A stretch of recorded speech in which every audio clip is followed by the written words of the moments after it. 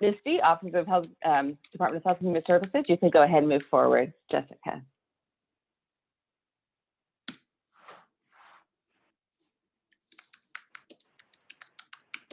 I wanted to bring this in. I just got this data yesterday about a national youth line run out of Oregon.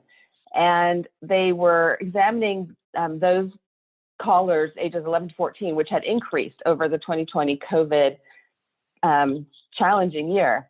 And the areas of issues that they were seeing more of were family issues, where that young person might be concerned about their parents, challenged, stressed out with COVID. Also, suicide and mental health came up a lot. And then the final one that grew was loneliness and isolation.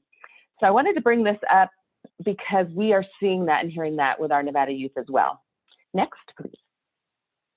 I know that the suicide prevention has been in the spotlight across the state, especially in Clark County over the past few months. And we get lots of questions and concerns. So this data is still preliminary out of 2020.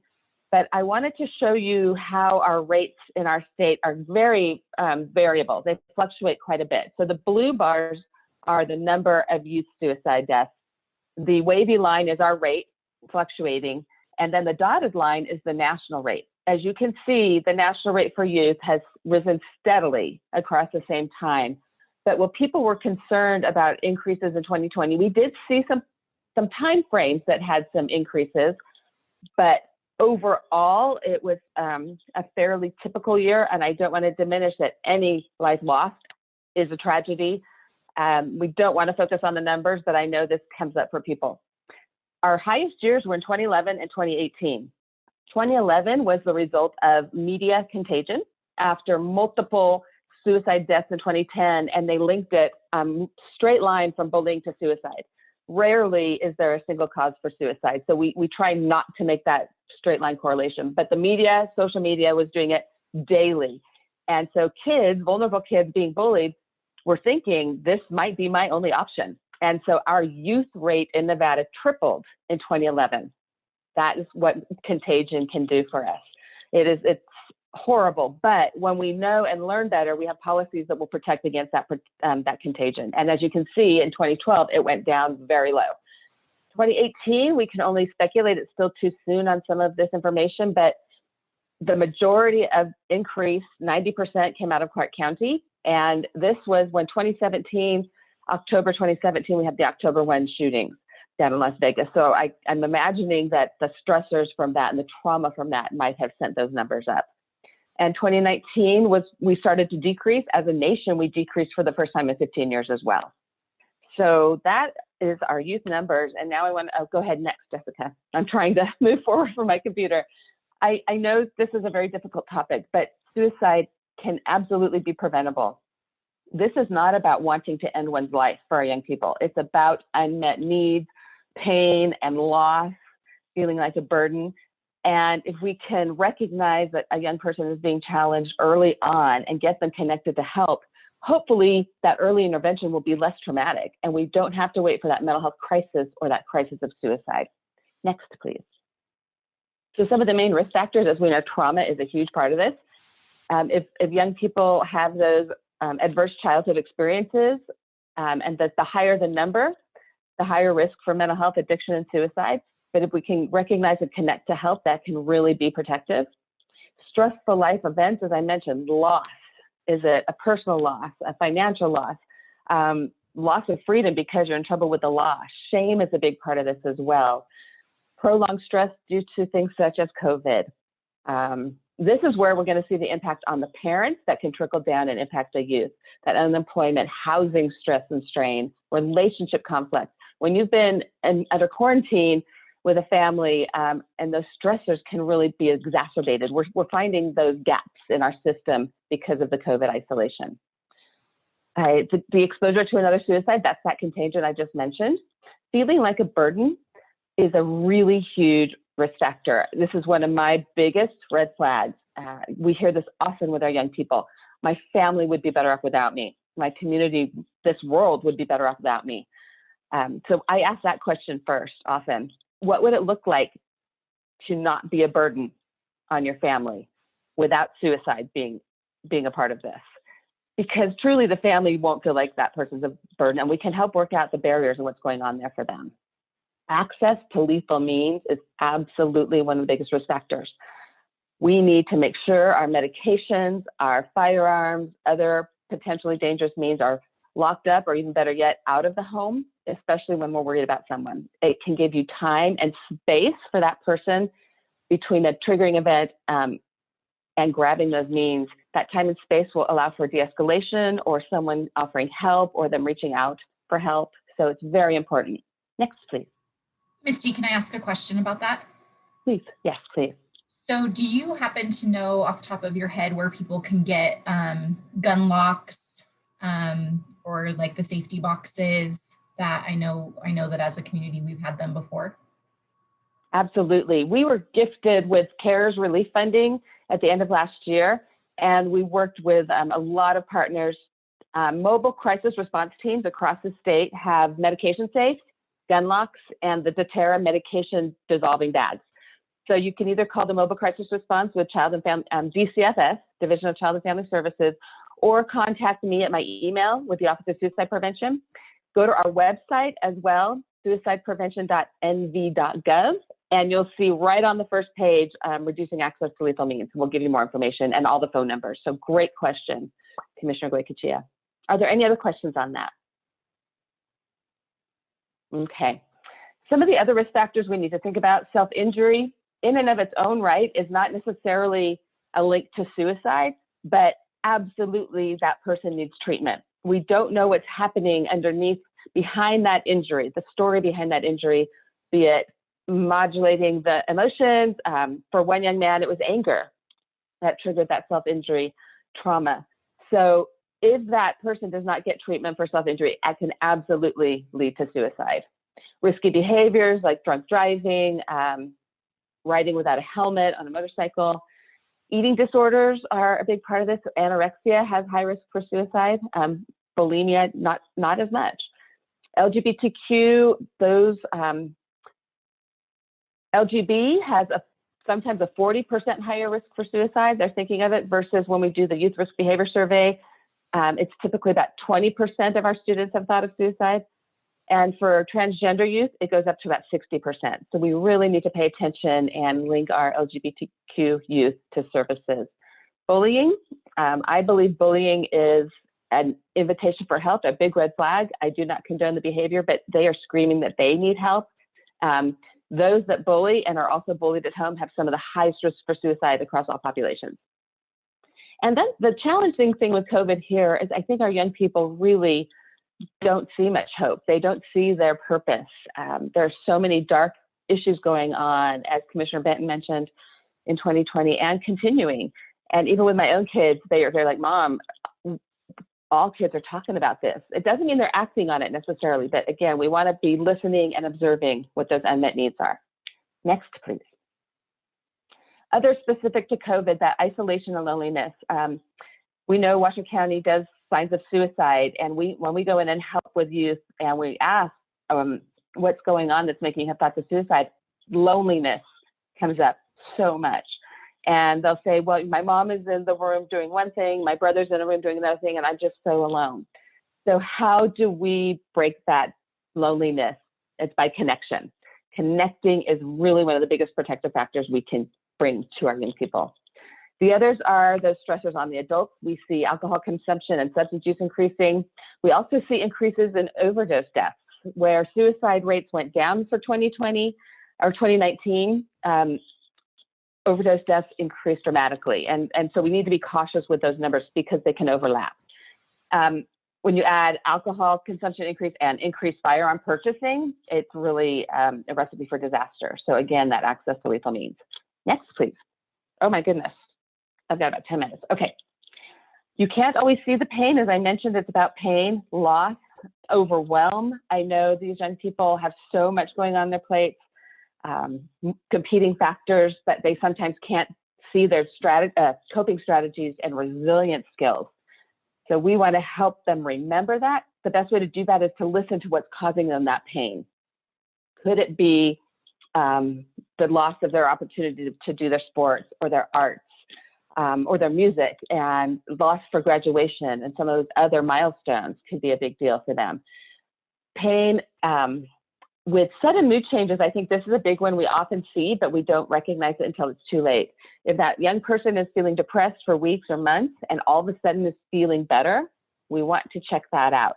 It could be they have good treatment, medication, a new relationship, the weather's changed, whatever, they're getting more sleep, or it could be they found a way to end their pain, and that would be with suicide. So a good way to check in on that would be, I am so glad you're feeling better. What's changed for you? What's happening? And just, again, you're going to hear me say, connect, connect, connect. We want to be checking in at all times, especially now. Some of the other big ones, that's sleep. I can't emphasize this enough. If they are not sleeping well, again, everyone has stressors in their life, but that sleep, nutrition, exercise, that helps you cope with the stress. And so we have to treat that lack of sleep as much as possible. That could be removing cell phones, making sure they're out of the room, or maybe there's something else going on for that young person that we need to look at. Sleep is crucial. Next, please. Invitations for help. Truly, these people want help. We often call these warning signs, but I prefer invitations, because when we hear warning signs, we think danger, stay away. But they truly want you to hear and see that they need help. The easiest way I can explain this, because there's thousands of invitations, people are creative, is any change in appearance, mood, or behavior is worth checking in on. So that could be they're not hanging out with their friends anymore, a grade where they used to have an A has dropped, they're failing in the class. That's enough to go, what's going on? I'm worried about you. The more invitations we have, the more we utilize those invitations for help to ask about suicide directly. But again, I think one is enough. If they seem really sad, or they're being bullied, or they're isolated, and we can assume right now everyone's feeling something with stress and COVID and that isolation, or they know someone who is. So that gives you free permission to just check in and say, hey, it's been a hard time. How are you coping? So any change is worth it. And if you start to recognize these changes, but you are uncertain of how to have that conversation about suicide, please know that the school district counselors and social workers can help. Office of Suicide Prevention can help ask the question. And also you have the hotline and text line. Next, please. I'm sorry I'm rushing so much with that technical issue. Connectedness is such a great protective factor. So helping them connect to you as a family, to the school district, to the community, be it through volunteer work, connect to their faith, connect to nature. In these days of constant screen time and social media, we really need to nurture those other senses.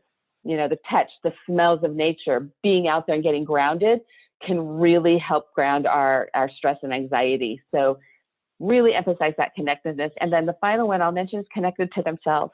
We see more than any other event that causes thoughts of suicide are relationship issues. That could be relationships, parent to child, friend to friend, romantic relationship. That breakup, that divorce is huge. So if you know someone's going through that hard time, you really want to check in on that. But they need to be connected to themselves so that if that breakup happens, they're not thinking their only option is suicide. That self-worth and value we want to nurture as well.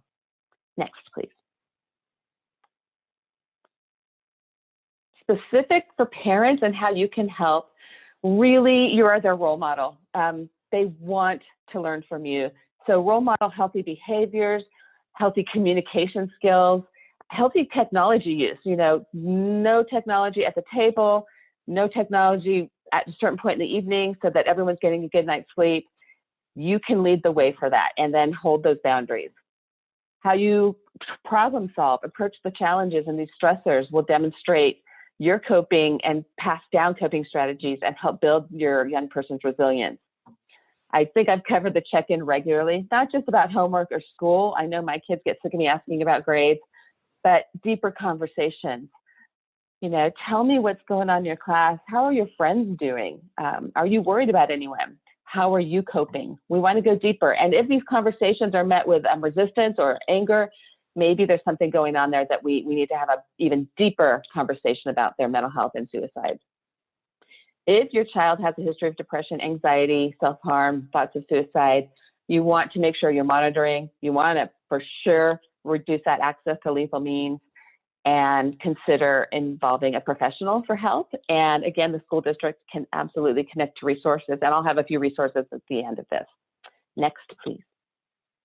Again, don't be afraid to have a conversation. If people with thoughts of suicide desperately want to talk about it, it is so isolating and painful to carry it alone. So when we say, are you okay?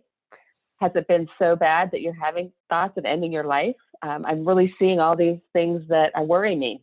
Let's talk about this. Such a gift when you can listen intently and without judgment. We don't have to have all the answers. We don't have to be able to fix it. The biggest gift is that you sit there and listen calmly, and then maybe figure out a plan for safety together and a connection to help together. We want to validate those feelings and support those feelings. You don't have to fix it. Next, please.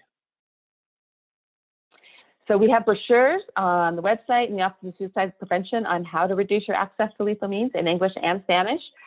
Again, the medication safes are really great. If you have leftover medications, get them in the dissolving bags, or they have the drug drop-offs that can be wonderful. Next, please. And if you have gun locks or gun safes, even better, make sure you're changing your code, just like you would a password. Sometimes it's amazing how many young people actually know how to get into the safe. We want to make sure that they can't do that, especially if they're having thoughts of suicide. Next, please. We're almost there. I want to make sure you get questions. So 911 is always there to help. They do have mobile crisis for those 18 and older. You have the 1-800 Suicide Prevention Lifeline, and they're 24/7. Anyone can call. You do not have to be at risk for suicide. You can ask guidance and they will help, or they can also do a 3-party call back to you. And then a wonderful resource, crisis text line, 24/7. I really enjoy doing crisis intervention by text because I can always go back and follow up and check in. Okay, how are you doing? It's been a couple of days. I just want to see. And knowing that there's a team of support definitely helps that family keep their loved ones safe. Next, please. Here's some other hotlines and resources. As you'll see halfway down, mobile crisis for youth. We have that in Southern Nevada. Northern Nevada is the 688-1670, and then we have them in the rurals. This could be a good opportunity to assess if you're worried about your young person, and then they also do some family stability work to keep that environment safe and well for that young person. And I know this is going really fast. Please don't hesitate to email me. I think we have a couple more. We can skip the next slide because it's really COVID-related resources. Just know that they're out there, warm lines. And we have a couple minutes for questions. Whew.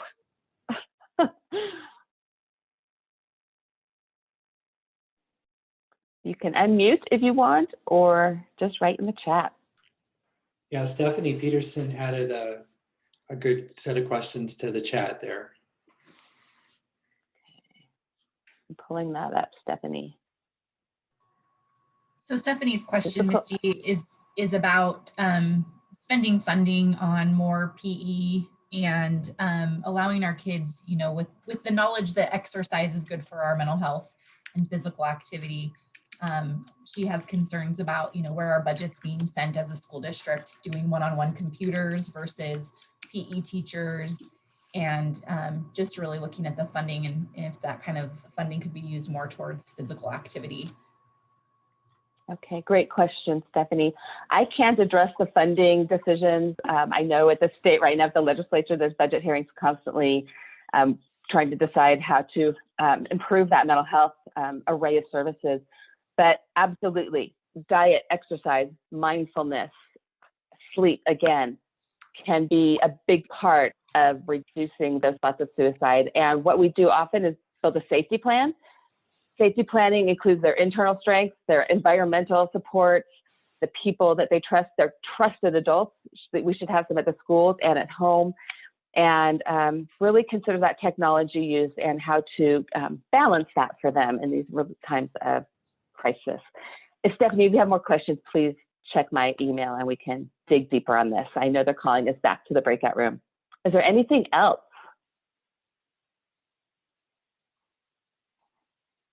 All right, well, I hope you enjoyed your next session as well. Thank you for taking the time to support this work and the safety of our young people. Thank you, Misty, for sharing your knowledge with us. Thank you.